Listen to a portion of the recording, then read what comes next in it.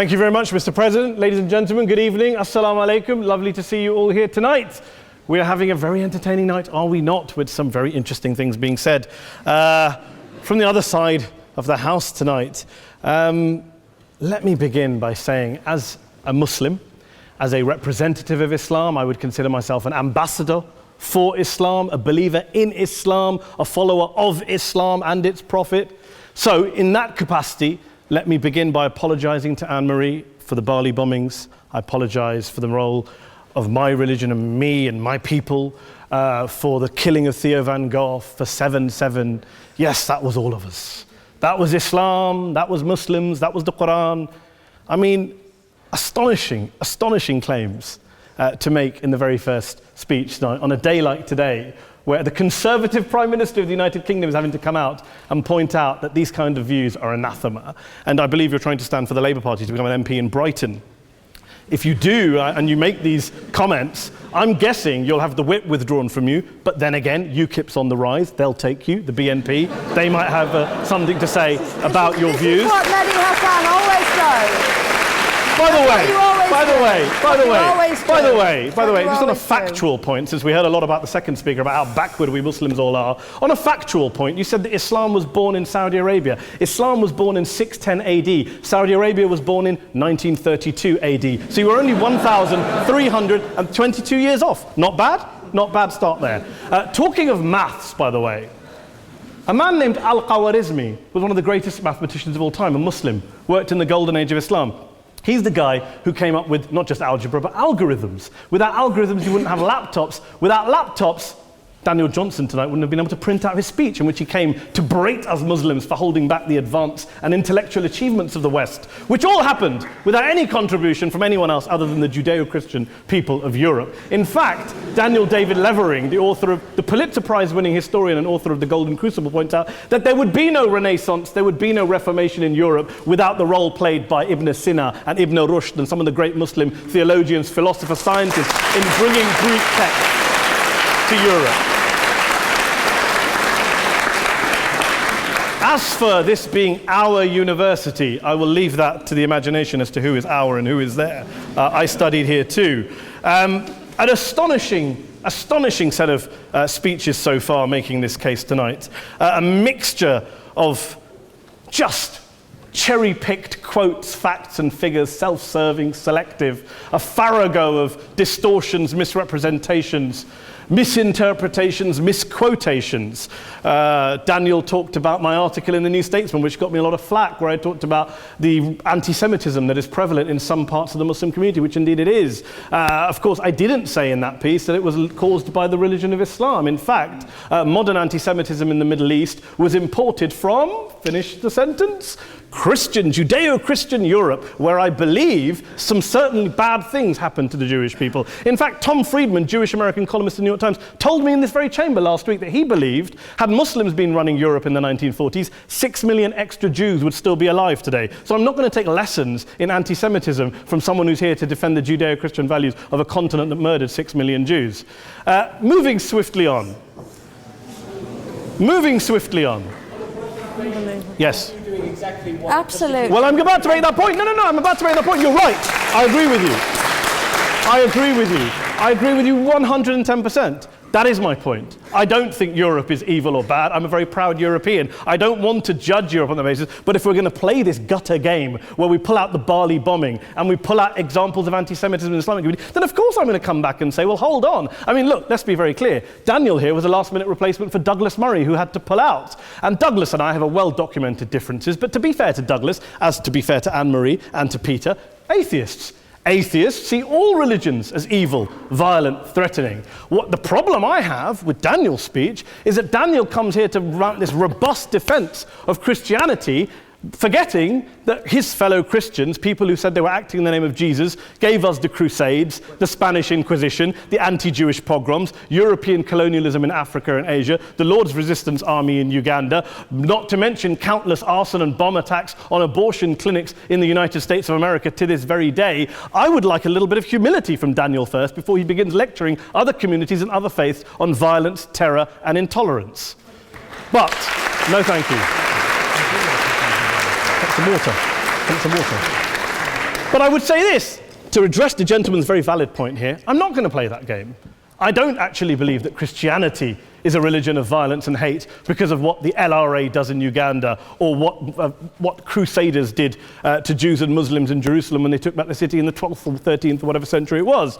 I believe that Christianity, like Islam, like pretty much every mainstream religion, is based on love and compassion and faith. I do follow a religion in which 113 out of the 114 chapters of the Quran begins by introducing the God of Islam as a God of mercy and compassion. I would not have it any other way. I don't follow a religion which introduces my God to me as a God of war, as some kind of Greek God of wrath, as a God of hate and injustice. Not at all. As Adam pointed out, you go through the Quran and you see the mercy and the love and the justice. And yes, you have verses that refer to warfare and violence. Of course it does. This is not a motion about pacifism. I'm not here to argue that Islam is a pacifistic faith. It is not.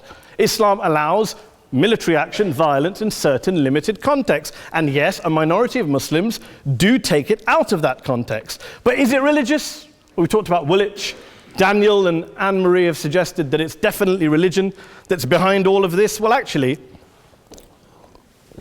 what I find so amusing tonight is we're having a debate about Islam. And the opposition tonight have come forward. We have a graduate in law, a graduate in modern history, a graduate in chemistry.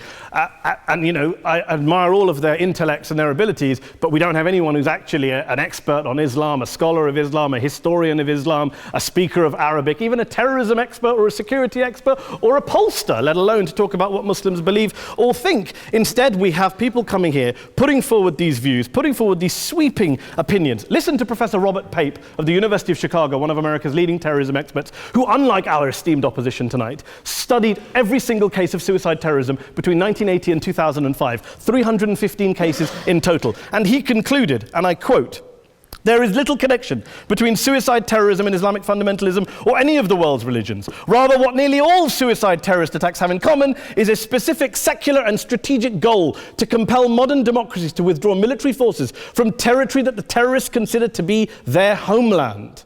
And the irony is, when we talk about terrorism, the irony is that the opposition and the Muslim terrorists, the Al-Qaeda types, actually have one thing in common, because they both believe that Islam is a warlike, violent religion. They both agree on that. They have everything in common. Osama bin Laden would be nodding along to everything he's heard tonight from the opposition side. He agrees with them. The problem is that mainstream Muslims don't. The majority of Muslims around the world don't. In fact, a gentleman here started quoting all sorts of polls. Gallup carried out the biggest poll of Muslims around the world, of 50,000 Muslims in 35 countries. 93% of Muslims rejected 9/11 and suicide attacks. And of the 7% who didn't, they all, when polled and focus grouped, cited political reasons for their support for violence, not religious reasons. And as for Islamic scholars and what they say, well, Daniel talks about our University of Oxford. We'll go down to Oxford Centre for Islamic Studies, get hold of a man named Sheikh Afifi al-Akiti, who is a massively well-credentialed and well-respected Islamic scholar, who has studied across the world, who in the days after 7/7 published a fatwa denouncing terrorism in the name of Islam, calling for the protection of all non-combatants at all times, and describing suicide bombings as an innovation with no basis in Islamic law. Go and listen to Sheikh Tahir al-Qadri, one of Pakistan's most famous Islamic scholars, who published a 600-page fatwa condemning the killing of all innocents and all suicide bombings unconditionally without any ifs or buts. There's nothing new here. This is mainstream Islam, mainstream scholarship, which has said this for years. You don't go out and kill people willy-nilly in the high street or anywhere else, on a bus or a mall, based on verses of the Quran that you cherry-pick without any context, any understanding, any interpretation, or any commentary. Point of information. Please. Well, it doesn't happen apparently. I didn't say it doesn't happen at all. I never said it didn't happen. I don't blame Islam. Yes, it's a very good point. And a lot of us are campaigning against that. And we're campaigning against it in the name of Islam. We're campaigning against it in the name of various interpretations of Islam. Anne-Marie comes and scares us with her talk of Sharia law. I would like to see the book of Sharia law. It doesn't exist. People argue over what Sharia law is. And you empower the extremists by saying there is only one version. You empower them all. I don't believe you took any interruptions, Anne-Marie, so I think you should stay there for a moment. Several countries. Here's what we're dealing with. Here's what we're dealing with. We are dealing, I took your point. Here we are dealing with a 1400-year-old global religion followed by 1.6 billion people in every corner of the world, a quarter of humanity, of all backgrounds, cultures, ethnicities. And yet the opposition tonight wants to generalize, stereotype, smear in order to desperately win this debate. And here's my question, if we're going to generalize and smear. If, okay, people say yesterday's bombers, and we've got to be careful, there's a trial going on, were yesterday's attackers, motivated by Islam? Big debate. I don't believe they were. Let's say they were. Let's say Faisal Shahzad, the Times Square bomber, was motivated by Islam. Let's assume, for sake of argument, that Richard Reeves, the shoe bomber, was motivated by Islam. If Islam is responsible for these killings, if Islam is what is motivating these people, and Islam is therefore not a religion of peace, a religion of war, then ask yourself this question: why aren't the rest of us doing it? Why is it such a tiny minority of Muslims are interpreting their religion in the way that the opposition claim they are? Let's assume there are 16,000 suicide bombers in the world. There aren't. Let's assume there are for the sake of argument. That's 0.001% of the Muslim population globally. What about the other 99.99% of Muslims who the opposition tonight either ignore or smear? The reality is that the rest of us aren't blowing ourselves up tonight. The reality is that the opposition came here tonight not worried about the fact that me and Adam might pull open our jackets and blow ourselves up tonight because we're followers of a warlike warrior religion which wants to take over Europe and Daniel's university. The issue is this.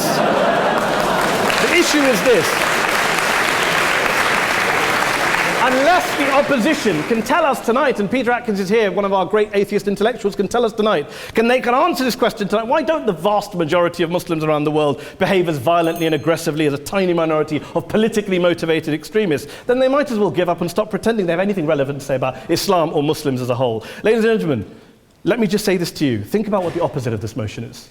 If you vote no tonight, think about what you're saying the opposite of this motion is. That Islam isn't a religion of peace, it's a religion of war, of violence, of terror, of aggression. That the people who follow Islam, me, my wife, my retired parents, my 6-year-old child, that 1.8 million of your fellow British residents and citizens, that 1.6 billion people across the world, your fellow human beings, are all followers, promoters, believers in a religion of violence. Do you really think that? Do you really believe that to be the case? They say that in the Oxford Union, the most famous debate was in 1933 when Adolf Hitler looked out for the result of the King and Country motion, where they voted against fighting for King and Country, and Hitler was listening out for the result. Well, tonight, 80 years on, there are two groups of people around the world who I would argue are waiting for the result of tonight's vote. There are the millions of peaceful, non-violent, law-abiding Muslims both in the UK, Europe, Asia, Africa and beyond, who see Islam as the source of their identity, as a source of spiritual fulfillment, of hope, of solace. And there are the phobes, the haters, the bigots out there who want to push the clash of civilizations, who want to divide all of us into them and us and ours and their. Ladies and gentlemen, I urge you all not to fuel the arguments of the phobes and bigots. Don't legitimize their divisions. Don't legitimize their hate. Trust those Muslims who you know, who you've met, who you hear, who don't believe in violence, who do want you to hear the peaceful message of the Quran as they believe it to be taught to the majority of Muslims, the Islam of peace and compassion and mercy, the Islam of the Quran, not of Al-Qaeda. Ladies and gentlemen, I beg to propose this motion to the House. I urge you to vote yes tonight. Thank you very much for your time.